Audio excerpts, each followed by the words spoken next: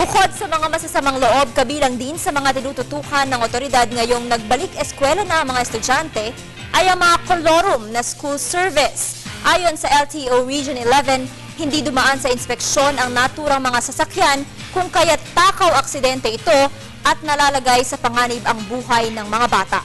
Ang detalye mula kay Angel De Liera ng PTV Davao.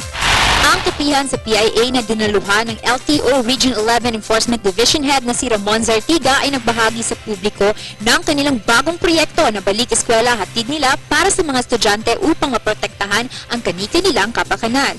Kaakibat nila ang LTFRB, PNP at TMC. Ang mga kolorum, mga nagmamaneho ng motorsiklo na walang helmet, mga sasakyan na hindi nakarehistro, at driver na walang mga lisensya, pati na rin ang mga sasakyang gumagamit ng iba't ibang kulay sa kanilang head, walang mga ilaw o di kaya yung mga gumagamit ng running lights, carpools na hindi naka-yellow plate o plaka, mga pampasaherong jeep na masyadong mabilis ang takbo at ang mga payong-payong ng mga tricycle ay kabilang sa mga bayolasyon na namataan ni Ramon Zartiga sa kanilang balik eskwela na proyekto at sa Operation Ilaw nila. Itong balik eskwela, most of the time morning nasa field kami.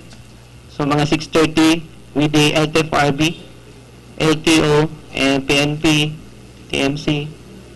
So regarding sa mga yung ligtas sa biyahe. Kasi yung most of the time yung iba may mga kolorum and then yung mga sidecar na nagabulak na itong mga pasahero. 300 na ng mga pasaway sa batas trapiko ang nadakip ng LTO o Land Transportation Office sa kanilang nasabing proyekto na nagsimula ng ika-31 ng Mayo at inaasahang tataas pa ito. At sa mga helmet na walang ICC stickers, 2,000 na ang na-record ng otoridad na sumuway sa batas simula pa ng Agosto ng nakaraang taon.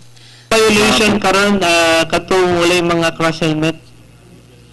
So, and then unregistered vehicle and mga unlicensed.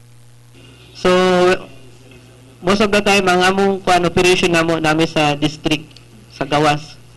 Para sa Telebisyon ng Bayan, Angel Pizarro de Liera.